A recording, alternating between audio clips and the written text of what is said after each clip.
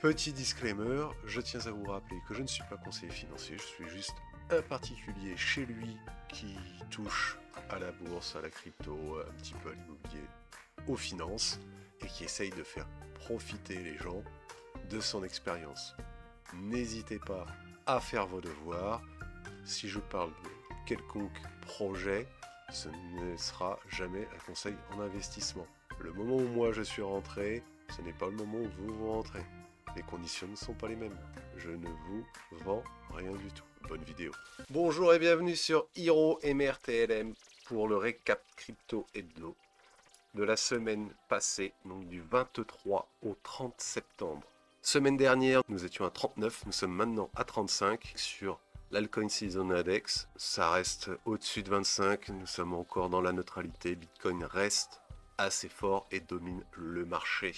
Crypto Bubble à la journée, du rouge de partout, une petite correction, mais la semaine a été bonne. Nous allons le voir en passant. Donc là, nous sommes en daily, nous allons passer en weekly.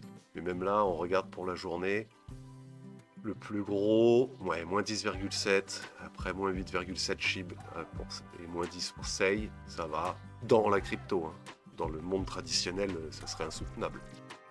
Et voilà, par contre, en weekly, en semaine, Chill, presque 22% de perte, FET, moins 5,7, XMR, presque moins 10, AAV, donc pour la DeFi, moins 10,5, mais tout le reste, BNB, voilà, après on en a des petits, c'est un peu plus mitigé, mais on voit quand même de très belles performances en vert, hein. Les plus grosses sont à plus de 40%, le Bonk sur Solana, sur la chaîne Solana, à 41,9, presque 42, X, 45,7. Le SEI qui était en négatif de 8%, qui est là en positif de 27. Le WIF avec son chapeau à 43. Le PP, un autre shitcoin, pardon, un meme à 33. Sui 14.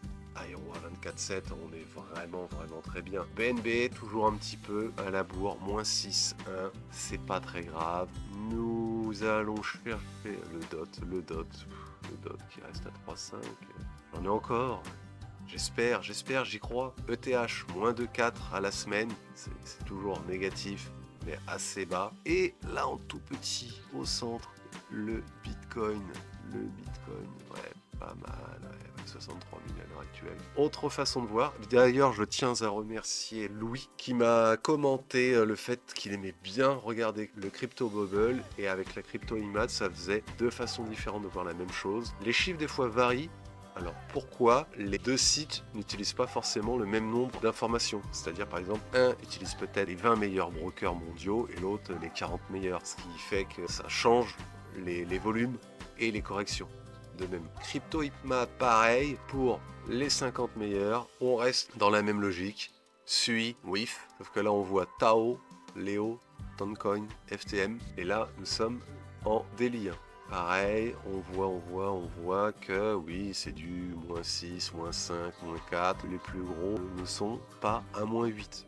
Et du fait de ce que j'avais expliqué tout à l'heure. Oui, SHIB à moins 7,62. Maintenant, on va le mettre en weekly, donc à la semaine. Et là, voilà, on retourne sur ce qu'on disait. BTC, très légère augmentation à 0,49, presque 0,5%. ETH, moins 2,7. BNB était proche, on était à moins 6. Là, on est à moins 5,78. Voilà, Solana, 8,42. On voit bien en vert foncé.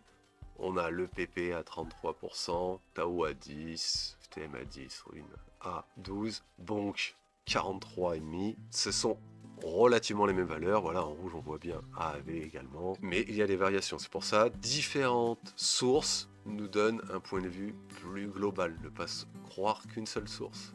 CoinMarketCap pour le Fear and Greed Index, on reste toujours dans le neutre, on le voit bien, on est au centre, on n'est pas dans l'extrême euphorie ou dans l'extrême avarice. Maintenant, Total 1, toutes les cryptos, sans exception.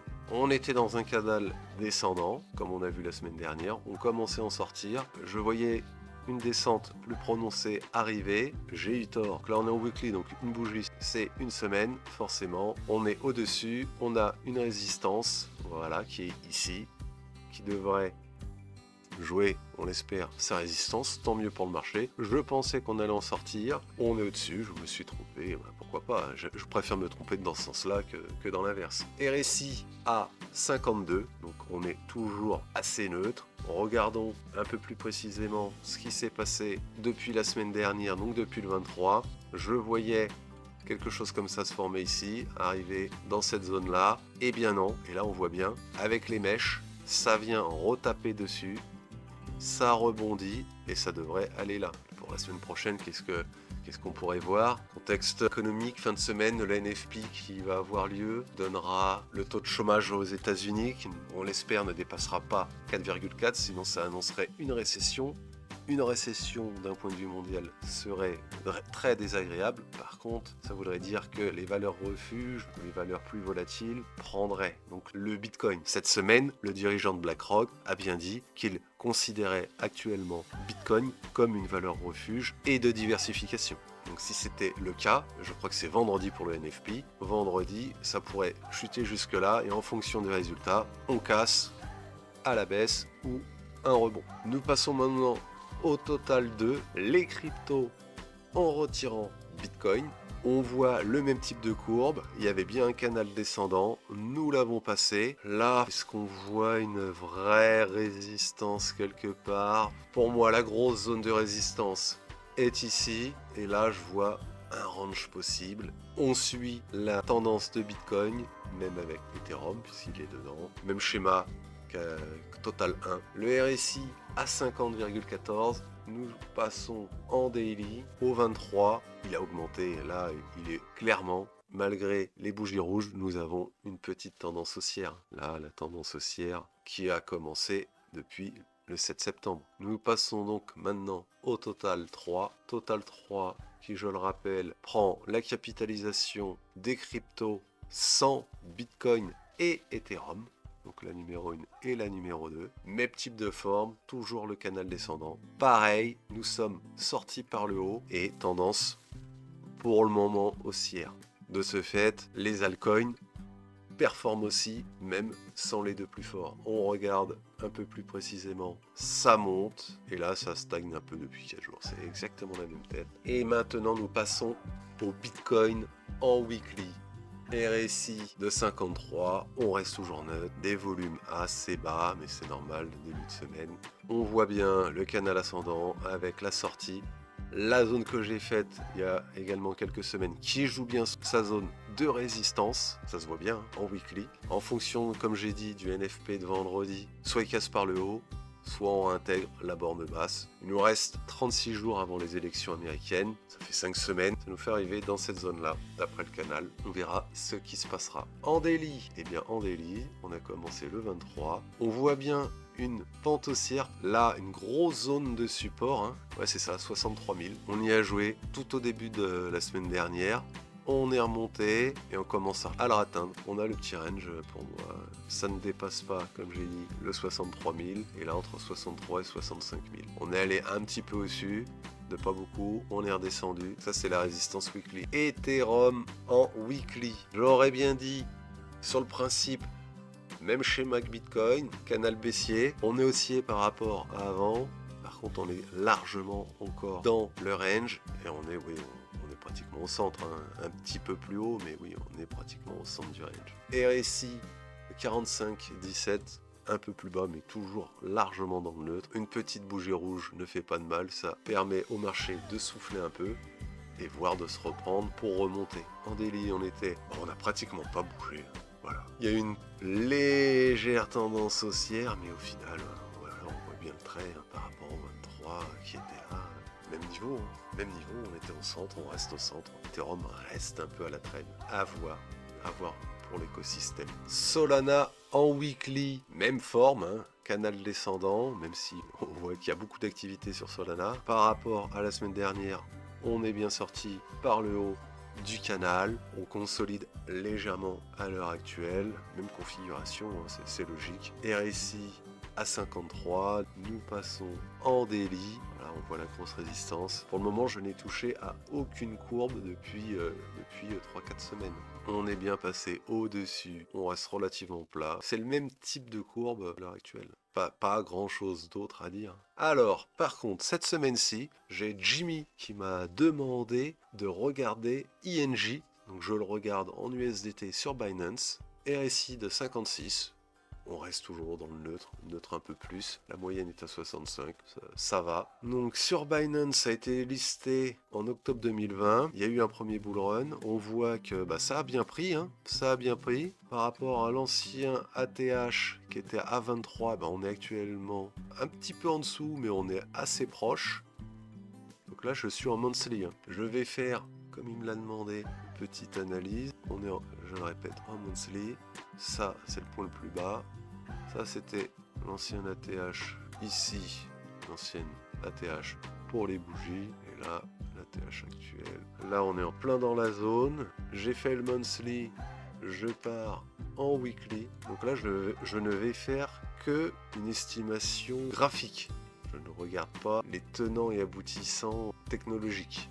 En weekly, ici, il y a une belle zone de résistance ou de support, comme vous voulez. On va la mettre en orange pour le weekly. Celle-là aussi me semble pas mal.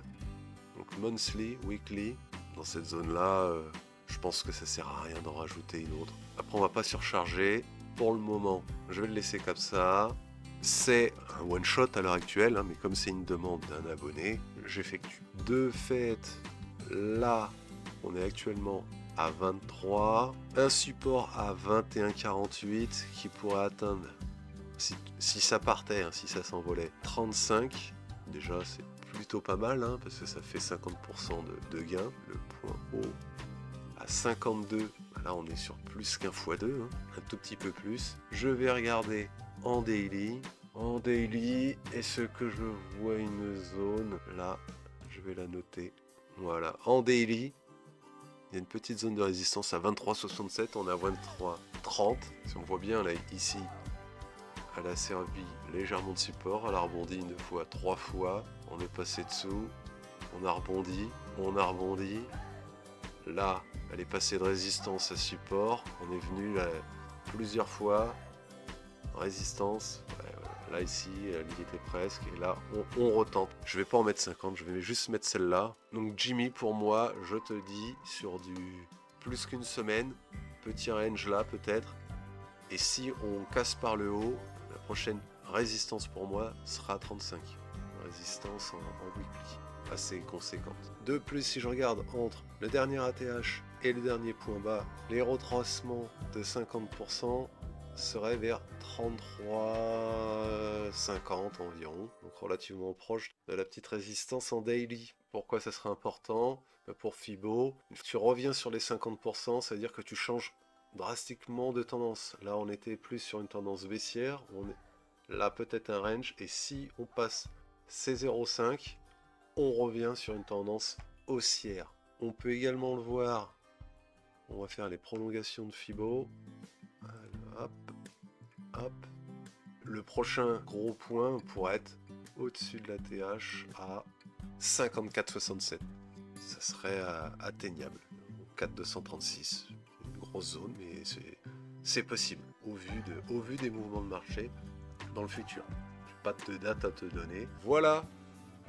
Si cela vous a plu, n'hésitez pas à laisser un petit commentaire, un petit pouce. Cela me fera très plaisir et je vous dis à la semaine prochaine. Merci.